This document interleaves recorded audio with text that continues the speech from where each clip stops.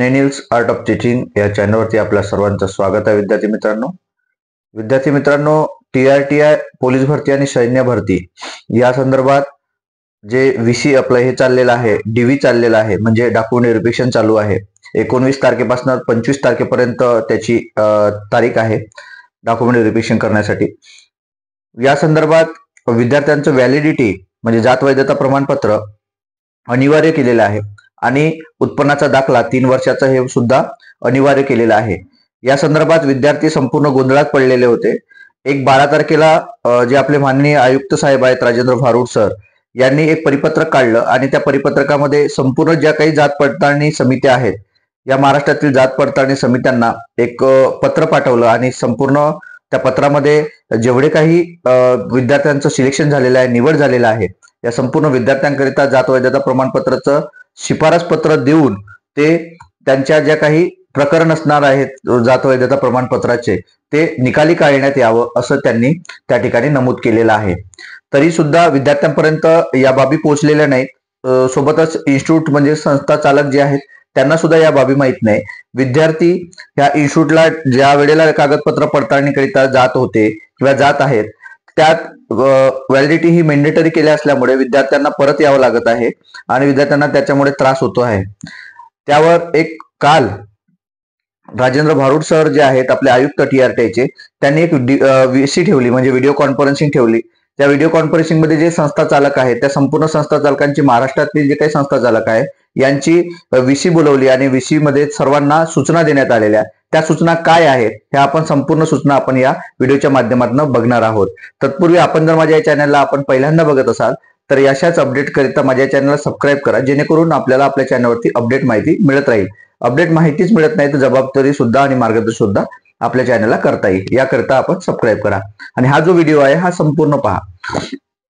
या VC मध्ये काल सायंकाळी VC घेण्यात आली. या VC मध्ये सांगण्यात आलं म्हणजे त्या ह्या दोनच बाबीबद्दल सूचना देण्यात आल्या. एक इन्कम सर्टिफिकेट आणि दुसरं म्हणजे जात वैधता प्रमाणपत्र.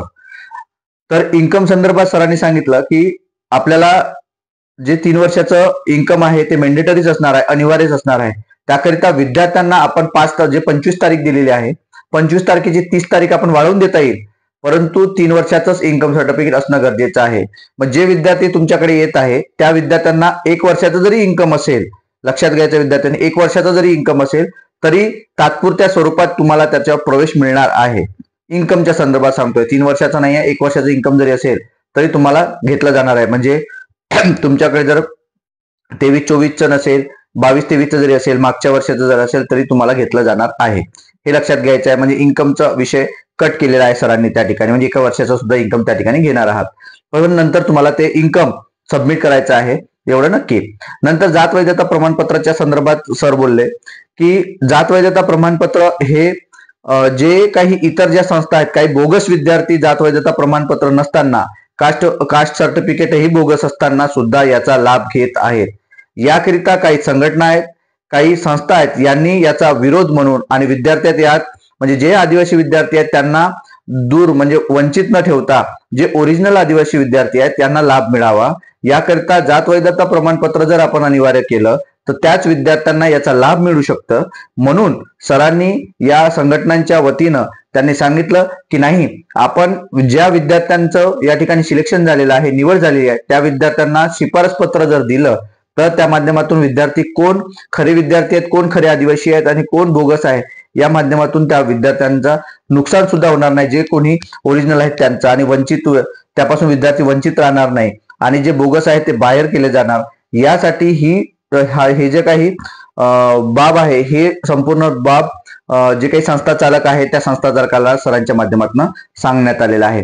म्हणून यावर कोणताही तोडगा निघणार नाही, कोणतीही याच्यात शिथिलता आणता येणार नाही असे सर बोलले.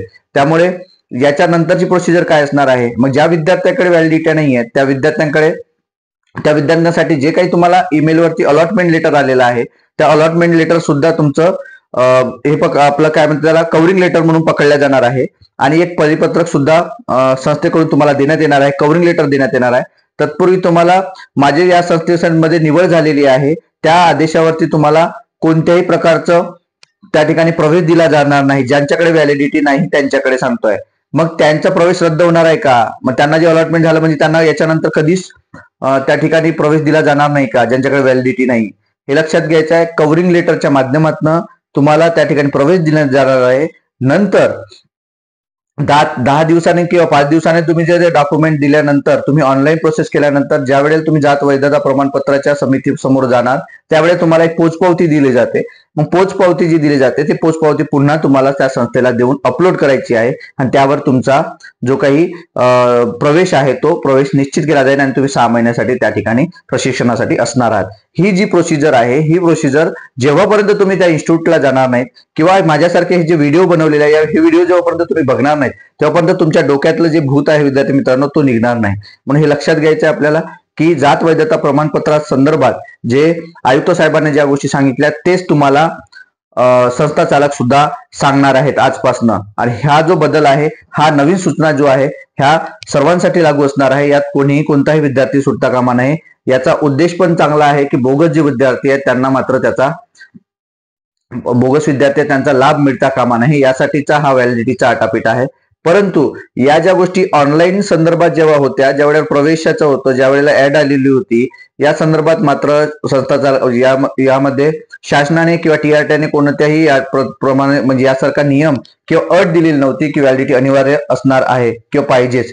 परंतु आता वेळेवर या सर्व गोष्टी केल्या असल्यामुळे आणि आपल्याला माहिती आहे की जात वैधता प्रमाणपत्र काढायला किती वेळ जात असतो, ऑनलाईन प्रोसेस करायला किती वेळ हे केलं जातं, त्याचं किती पेजेसची त्याची हे आहे, त्याचा ऑनलाईन खर्च किती येतो, नंतर डॉक्युमेंट जेव्हा काढत असतो पुरावा जेव्हा 1950च्या आधीचा पुरावा पाहिजे, हे साधी गोष्ट नाही. हे 10 दिवसात किंवा 5 दिवसात होण्यासारखी गोष्ट नाही आहे.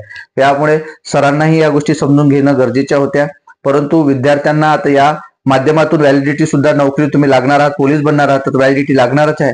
त्यामुळे थोडाफार त्रास सहन करून विद्यार्थी मित्रांनो आपण व्हॅलिडिटीचे डॉक्युमेंट कागदपत्रे आपल्याकडे असेल तर संस्थेला भेट देऊन आपण तिथून शिफारस पत्र घेऊन ते व्हॅलिडिटी ऑफिसमध्ये टाकायचं आहे आणि जी पोचपावती आहे त्यावर मात्र तुमचा प्रवेश निश्चित होणार आहे. याकरिता हा व्हिडिओ बनवला होता. जे विद्यार्थी म्हणजे सरांनी दिलेली माहिती आहे त्या ऑथेंटिक माहिती आपण देतो आहे. संस्था चालकांच्या माध्यमातूनच या गोष्टी करतो आहे आपण. याकरिता हा व्हिडिओ बनवला. आपल्याला हा व्हिडिओ कसा वाटला, ही माहिती कशी वाटली हे नक्कीच कमेंट बॉक्समध्ये कळवा आणि आपल्या या अपडेट करिता, कायमस्वरूपीच्या अपडेट करिता आपल्या या चॅनलला सबस्क्राईब करा. धन्यवाद.